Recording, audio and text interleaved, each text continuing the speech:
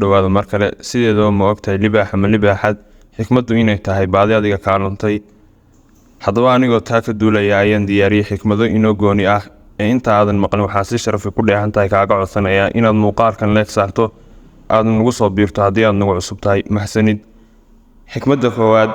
muuqaal walba oo arkaysa waxaa ka dambaysa aragti walbana waxay duulaan ku tahay maskaxdaadu yayna noqon maqal lagula leeyahay xikmadda labaad shay kasta oo soo iibsato waa baahi kugu cusub oo aad naftaada barayso lana soco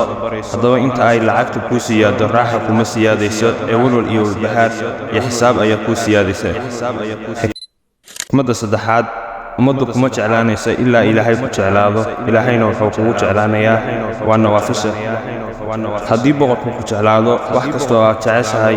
waad heshay haddii uu ku cadhoodana oo aad toobad keento haddana wuu ku jeclaan yaa allah yaa allah yaa allah